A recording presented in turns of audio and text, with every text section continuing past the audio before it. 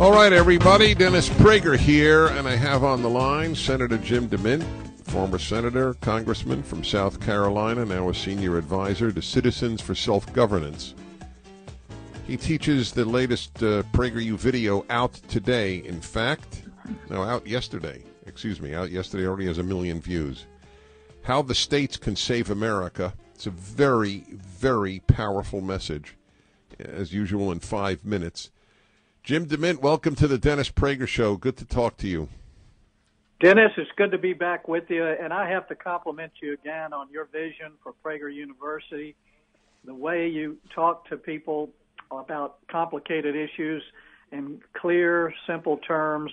It's just, it's been amazing, and when you start partnering with groups like Turning Point that touch a lot of young people, it's making a huge difference. So proud to be a small part of it.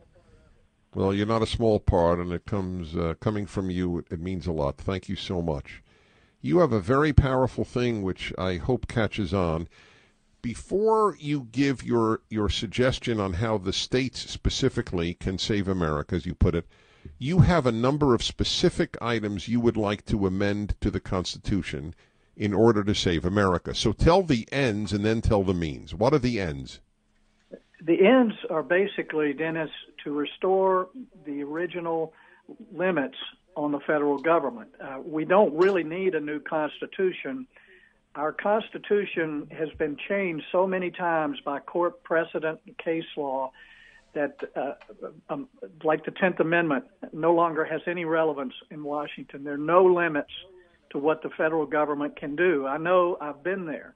If they can tell you you have to buy a health insurance plan, they can tell you to do anything. So the idea is to call a convention of states that propose amendments in 3 areas.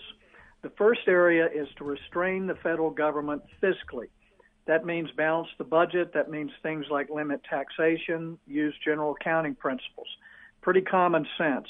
The second is to limit the federal government's jurisdiction and authority over the states. Unfunded mandates are a lot of the control of federal lands, education, health care, the things the federal government does that was never intended for it to do. The third subject matter area is to limit the terms of federal officials. That includes bureaucrats, judges, congressmen, and senators. All of these will be discussed and debated. We don't know what the convention will come up with, but whatever is recommended by the convention has to be ratified by 38 states.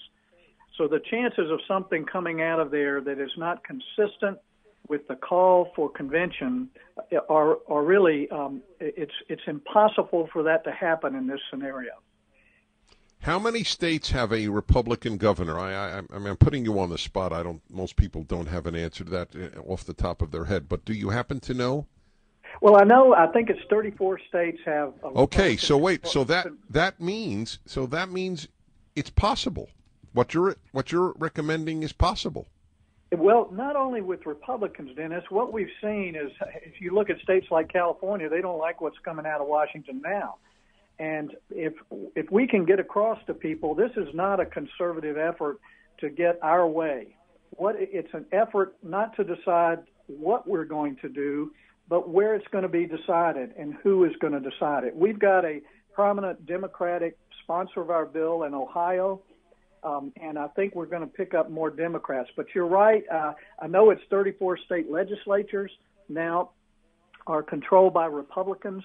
And the governors don't have to sign this call for convention. It's just the House and the Senate of the state legislatures, and that will, if 34 states do it, we'll have a convention. Wow. So, you see, I just want my listeners to know this is feasible. Who came up with this idea? Our founders did. It's in Article 5 of the Constitution. That's right. Actually, I really fell into that one. No, I understand that. Yes. Well, they envisioned, as they knew they were suspicious of government, that the whole argument at the first Constitutional Convention was how to limit the federal government. And they knew that if the federal government ever got out of control, it would not limit itself. So they allowed the states the opportunity to come together to propose amendments.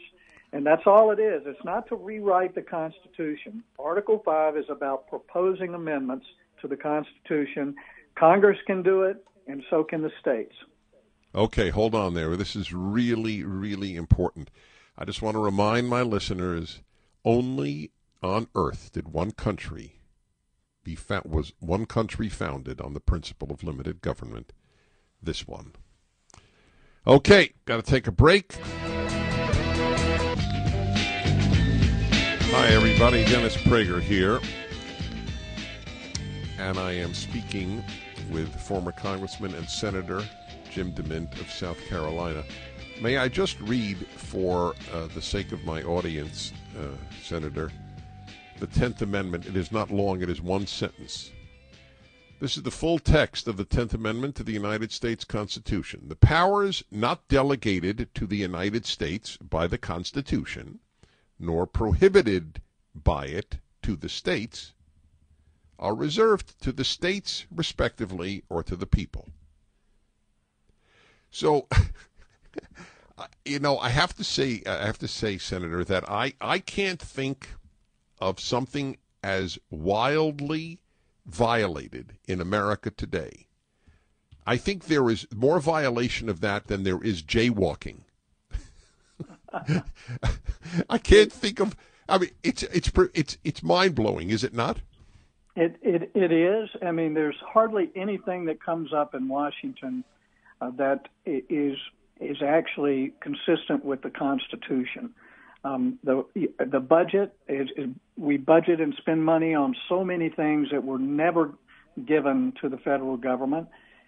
We take so much authority away from the states, such as education, health care, infrastructure, the charity programs of welfare and Medicaid. And not that the federal government could not assist in some way here, but they basically control so many of these things. And the problem is, Dennis, it doesn't work. It hurts more people than it helps. And we've got a long history of the federal government just being dysfunctional the more it tries to do. So if someone could make a case that the best way to help people and help our country was to centralize power in Washington, then we could talk about it. But not only does the Constitution forbid it, it doesn't work, and we need to change it. Was there any case brought against for example, the institution of the Department of Education? In other words, you mention education and healthcare as examples of the national government doing things that are not delegated to it and obviously not prohibited to the states. Therefore, according to the Constitution, they should be done by the states. Was the government ever brought to the Supreme Court as violating the 10th Amendment? Not that I know of, Dennis. And the way they've done this is the education program came with more money from the federal government, and they basically bribed the states. They did the same thing with Medicaid and various welfare programs.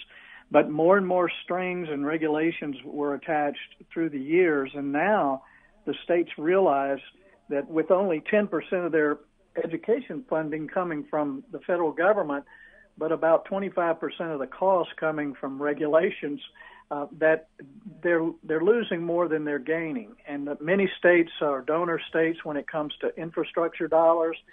So more and more in the last few years, you've seen states begin to push back and talk more about federalism and the 10th Amendment. And that's why this movement of Convention of States has so much momentum. States are now seeing that what the federal government has been doing and the money that comes along with it is not worth it, and it's actually hurting the people. Again, I want to remind people, Senator DeMint, a senior advisor to Citizens for Self-Governance, has this video out as of yesterday at Prager University, How the States Can Save America. And you're leading this charge, and you say there's momentum. So give me an example of how this is catching on. Well, in the last couple of years, we've got 12 states that have approved this, so we're a third of the way there. We've got about 3 million people who signed up to be volunteers to help with this effort, and we think it'll be close to 20 million over the next couple of years. And our hope is to get to 34 in the next 2 years. We've got about 20 states that are considering it in some fashion this year, and I'm convinced once we get over the 20 mark, you're going to see a lot more national attention and opposition. Hillary Clinton has already come out against it. You've seen a lot of George Soros groups sign a petition together. And their whole point is they're going to lose 100 years of progressive progress if we begin to devolve power and money out of Washington. Right. I would just characterize it as progressive regress, but nevertheless. Exactly. Yeah, we shouldn't let them have that word. Yeah, that's right. Exactly. Listen, I'm going to stay in touch with you on this. I think it's extremely significant. This, again, the whole point of America was that the individual and his community be strong, not the state. This is the moral dream of our country. Yeah. So you're doing. It's what works, Dennis. We're built from the ground up. And, that's right. Adam Smith said it in The Wealth of Nations. When all these individuals work together for their own interest and their community's interest, it builds a stronger country than we can build it from the top down. And we've seen the results of that. And so this is very consistent with the American principles of limited government and free people. So I look forward to staying in touch with you as well and keeping you apprised of the progress. You certainly will. And congratulations on the video. 1 million in one day is not bad. Well, good. Thank you. Thanks, yes, Dennis. You're welcome. You're welcome, and thank you. So do see the video, How These States Can Save America. I would like you to say to a liberal or a left-wing member of your family, not as an argument, that if they say, what bugs you conservatives, and say, well, the country was founded to have limited government. Do you agree with that? I'm curious if people on the left even would acknowledge that was the original intent of forming the United States as something distinctive from the rest of the world. The federal government has become a lumbering giant. With each passing year, it gets bigger and scarier.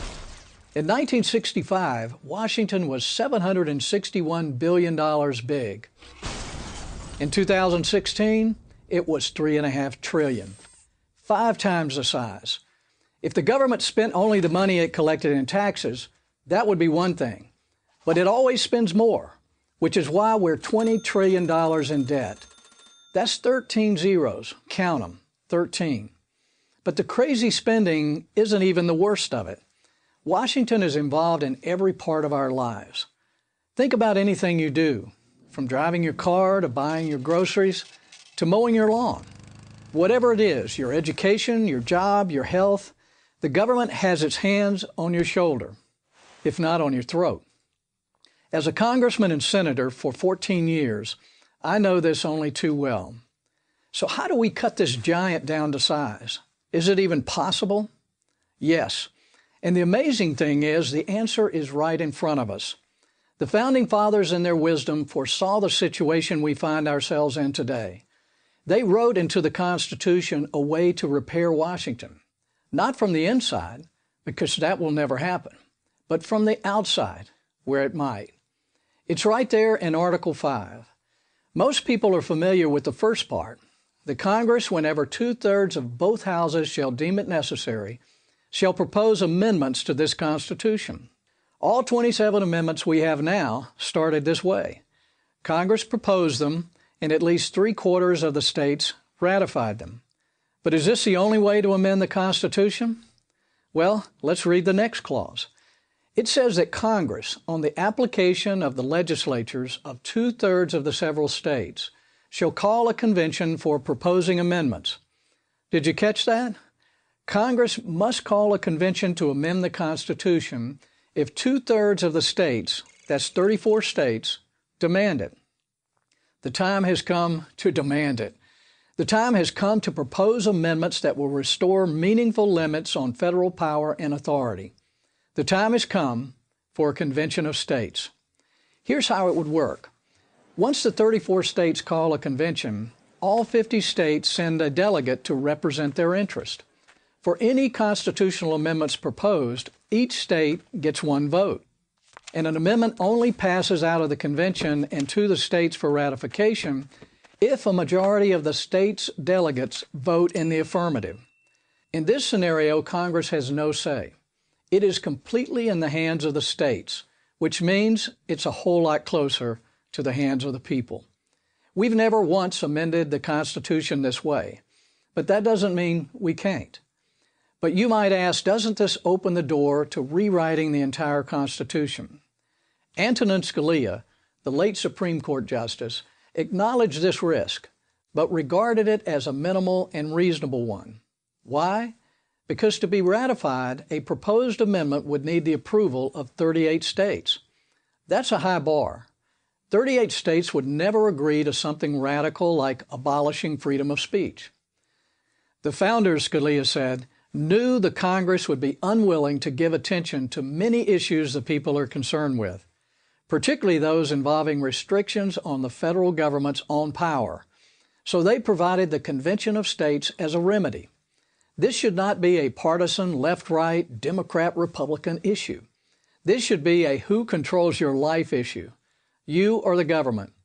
Today, politicians can turn your life upside down on a whim, kind of like King George in 1775. Being at the mercy of distant, disconnected rulers was why the American Revolution was fought in the first place. But we don't need a revolution. We have Article 5.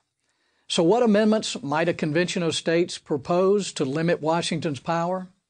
Term limits, for one, and no one should be in Congress for 20 or 30 years. The only people who disagree have been in Congress for 20 or 30 years. And how about a limit on taxes, spending, and borrowing? Since you began this video, the national debt has gone up $8.4 million. Here's one more idea. A constitutional amendment that Congress can't exempt itself from the laws it passes. Something it's done dozens of times, from insider trading to Obamacare. Now, I don't believe a convention of states will solve all of America's problems, but the founders put it in the Constitution for a reason.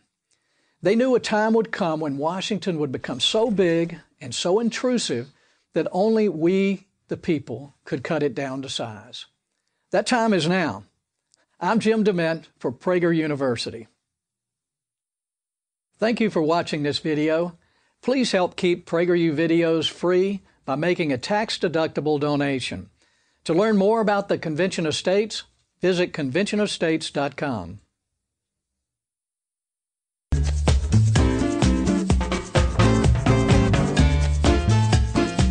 Hi, everybody. Dennis Prager here. One of America's best-known political writers, muckrakers, is Ed Klein, who, interestingly, among other things, is a former editor-in-chief of the New York Times Magazine. I've had Ed on a number of times. His latest book is sadly relevant, All-Out War, the Plot to Destroy Trump. He's been a #1 National Publishers Weekly best-selling author. Ed, welcome back to the Dennis Prager Show. It's great to be back with you, Dennis. Thank you very much. Before we do anything else, how is it that you were the editor of the New York Times Magazine? Was the New York Times different then, or were you different then?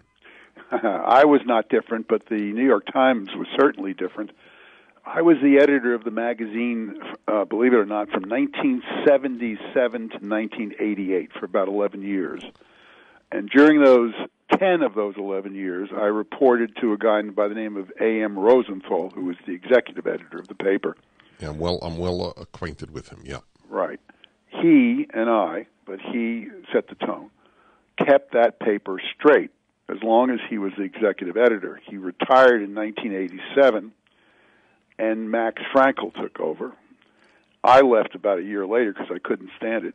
Max Frankel started the rush to the left, and that was 1987. So you can see how for 30 years now this has been going on. that this paper has gone further and further and further to the left. But when I was there, it was still straight. So there's no conflict between my personal ideology and political views and the fact that I could still run a basically fair-minded magazine back then. Now I understand what happened to me, because I used to read the New York Times Magazine. I haven't read it in decades. Yeah, I mean, you and me both. There's no reason to read it. You just, watch CNN and you'll know what's in the New York Times Magazine just at greater length. So now I understand. By the way, isn't A.M. Rosenthal's son in a position of authority at the Times? He was. I don't know what he's doing these days. He was the editorial page editor for years and years, while that paper's editorial page was going right over the left-wing cliff. Thank you to the publisher of the New York Times, Arthur Sulzberger Jr., whose nickname, by the way, is Pinch Sulzberger, and who, as soon as Abe retired, Abe Rosenthal in 1987, he started this long march to the left. The publisher did, and of course all the executive editors fell in line.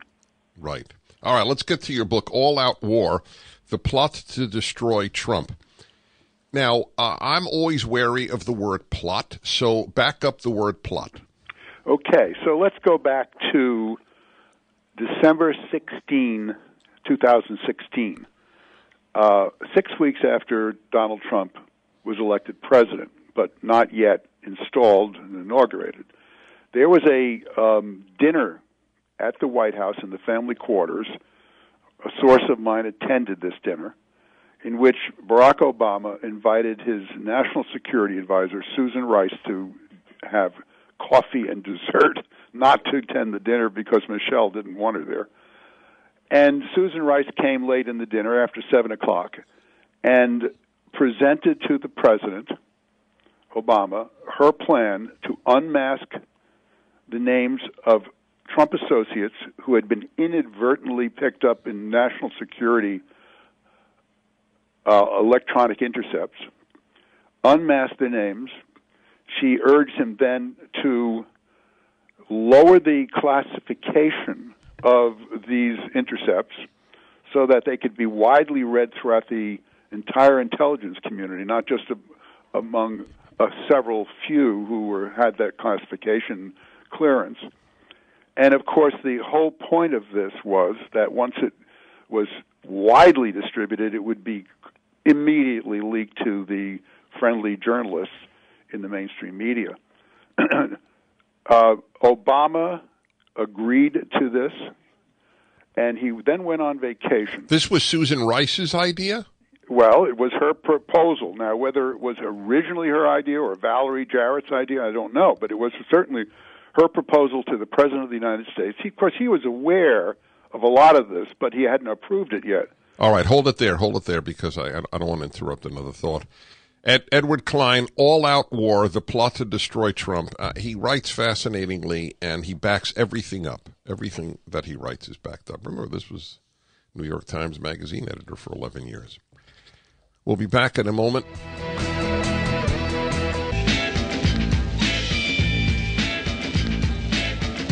Okay, everybody, back to Ed Klein and his important new book, Foreign Important, I wouldn't have him on. All Out War, The Plot to Destroy Trump, which exactly is correct. So let's understand here, right 2 weeks after the election, there was a meeting with Susan Rice and Barack Obama, and who else? Well, Susan Rice, Barack Obama, Valerie Jarrett, Michelle Obama, and my source, who, of course, a couple of sources, a couple of other people were there, but one of them was my source. Okay, and they decided to allow the public to find out who intelligence agencies were monitoring who were in the Trump campaign? Correct, exactly. And that's called reverse intelligence, meaning instead of using intelligence on your foreign enemies, you're using the intelligence capability against your political enemies at home. Do we have a precedent for this? Well, if we do, I don't know about it. I do know that it's considered to be illegal, but as you know, nothing has been done about it. The press has been on this so-called collusion story between the Trumps and the Russians for over, a year and a half now, and they haven't come up with a single fact to back it up. Right, but they keep talking about it as if it's imminent. Yes, indeed. There's a story in Vanity Fair I just read about Ivanka Trump and Jared Kushner, her husband, and this story says, that they are about to be virtually indicted by Robert Mueller, the special prosecutor, based on zero facts, by the way. But they write that. Yes, they do, everywhere in the mainstream media. All right, but again, if there's nothing there, what gave them the optimism to think that this would be effective in bringing the Trump administration down? Well, no one, certainly in the Democratic Party, expected Donald Trump to be elected president. And the shock waves from that election of a year ago, yesterday, I guess it was so enormous that many Democrats, including Hillary Clinton to this very day, refer to him as the, quote, illegitimate president of the United States, unquote. And in doing so, they believe that the ends justify the means, that any means to depose him are justified because he's, quote, illegitimate. Mm-hmm. Okay. So they would really hope that the intelligence agencies would do this. Now, was there a corruption of the intelligence agencies as well, or they were just a neutral source? Well, that's a very good question, Dennis. Of course, all your questions are good, but in this case, John Brennan, who was the head of the CIA under Barack Obama, according to my reporting, is one of the chief leakers of this intelligence, he and his immediate cohorts, to the mainstream media. And he hated Donald Trump, hates Donald Trump to this day. Of course, he's no longer in government, but while he was a main source for the media on this anti-Trump crusade or plot, whatever you want to call it. He was there, along, of course, with Susan Rice, whom I've already mentioned, and then the UN ambassador under Obama, Samantha Power, who also was part of this, quote. Now, what about James Comey? Well, it's hard to figure him out because he's all over the place, as you know. He's right, but was he leaking to the best of your knowledge? I can't say to the best of my knowledge that he was leaking, although I do believe that people around him were leaking, and it's hard for me to believe that he wasn't aware of it. Who leaked the dossier with the prostitutes in the Moscow hotel?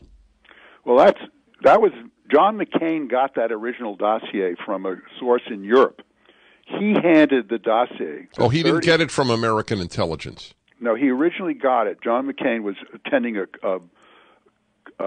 conference in Europe, and I don't know what a country, but one European intelligence person handed him this so-called dossier. He then gave it to Comey, and Comey used it as part of his putting together his investigation of the so-called collusion.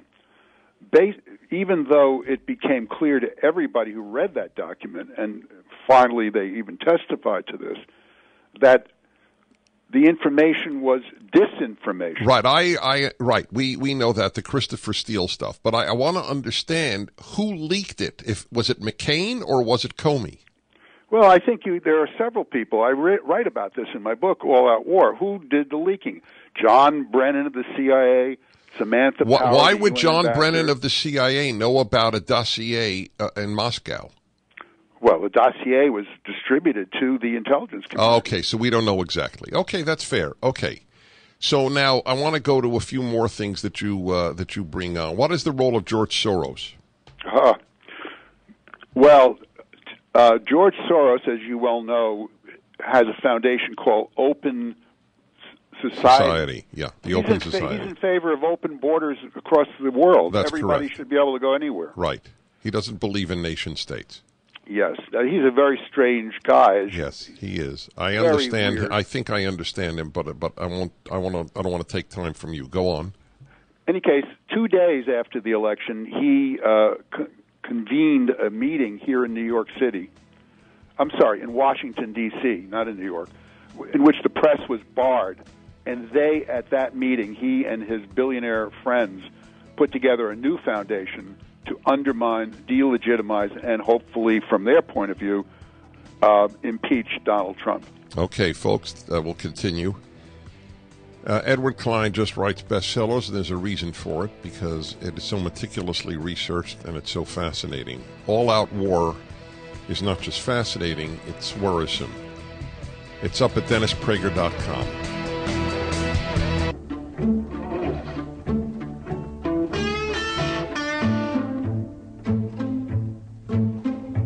Hi, everybody. Dennis Prager here. Ed Klein. All-Out War, the plot to destroy Trump. And if anybody denies that there's been the most organized and non-organized efforts to undo the last election in probably in American history, then I think that they're being dishonest to themselves as well as to others. That is the case. But do you think, Ed, and the book is really important, All-Out War, the plot to destroy Trump. I'm taking it home with me, which I don't do in most cases. Do you think that this would have happened if Mike Pence were elected? No, I don't. I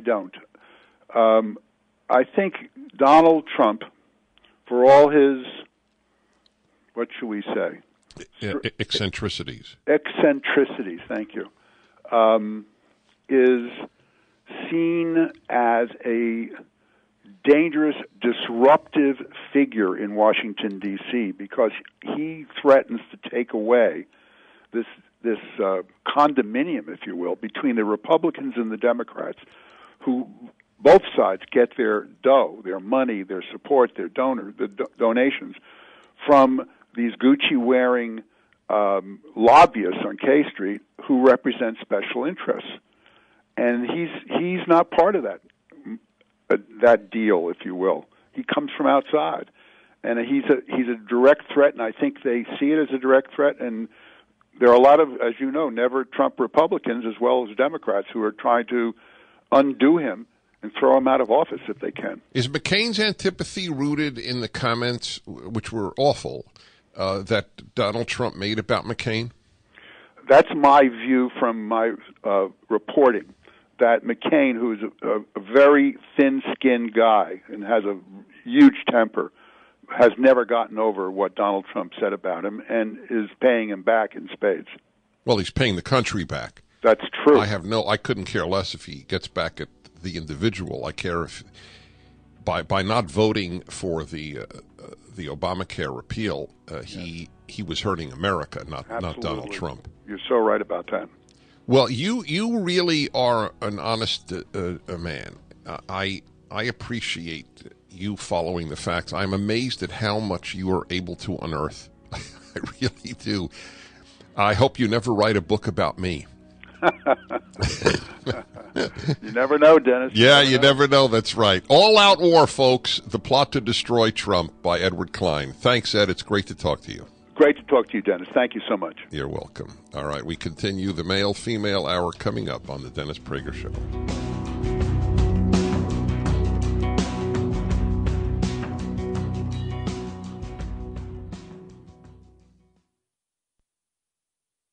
Alex, it all began on a specific date.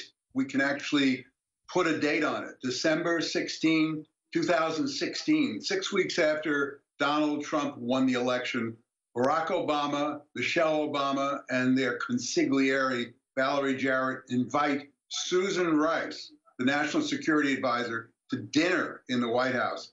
And Susan Rice convinces the president Obama at that time, to unmask the names of Donald Trump associates who were inadvertently picked up in NSA intercepts, unmask their names so that they became public, distribute them widely through the intelligence community among hundreds, if not thousands of people, and make sure they're leaked to the press. And that's where this cockamamie story, this false narrative, as they call it, of collusion began, right in the Obama White House.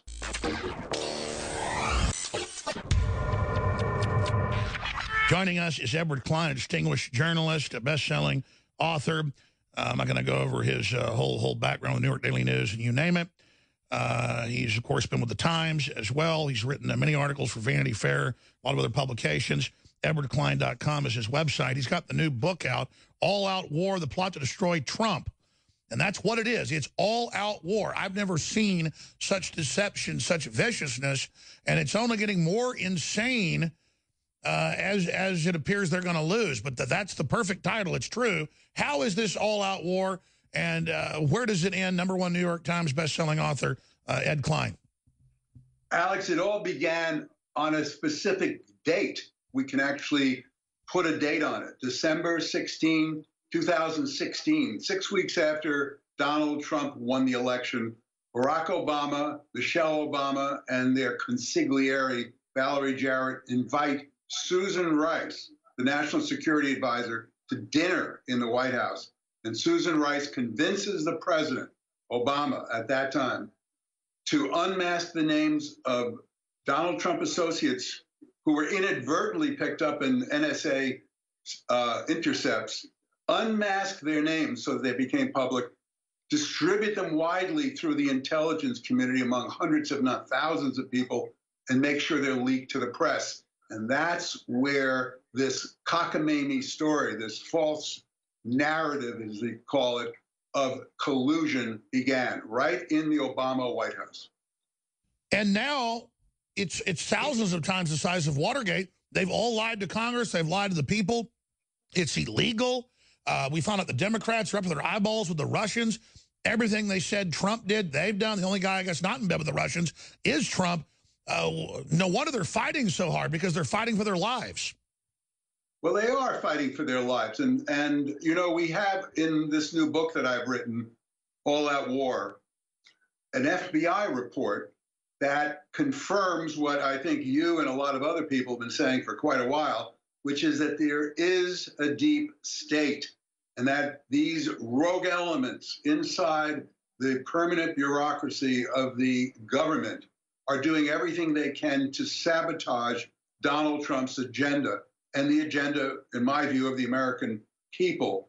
That these deep state people, these permanent employees who side with Clinton and Obama, are deleting files from computers, losing files, slow-walking regulations, and leaking to the press, and doing everything they can to undo this effort on the part of the president to make America great again. What's their next move? I mean, it appears they're losing. It appears that Robert Mueller's the one that ought to be indicted for Russia ties, with handing uranium off on tarmacs to the FSB, Hillary getting all this money. This is beyond any Tom Clancy novel. It really is. You can't make this stuff up, as you just said. Well, you know, one of the things in this new book, All Out War, the plot to destroy Trump, that I have put into the book, I've reproduced not one but two secret FBI reports, one on the deep state, which we've just talked about, and another on the connection between the radical left-wing violent groups like Antifa and others that are spread throughout college communities in the United States, the connection between these left-wing groups, the violent left-wing groups, and the Islamic State and Al-Qaeda. And FBI agents went to Europe and actually infiltrated and watched and recorded these meetings that took place in Europe and in Syria between these Americans who are getting instructions on how to make bombs, how to deal with toxic chemicals, use toxic chemicals as weapons. The very scary stuff. And the FBI says in this secret report that I've printed, this is the greatest challenge to law enforcement since the 1970s in the weather underground. I totally agree. I can't wait to read the book because just reading the synopsis, I've learned some things and then gone and looked them up. And they were actually true. I didn't even know that there's documents where the left even sees ISIS as their army. But I guess if you watch the news, they see radical Islam as their army.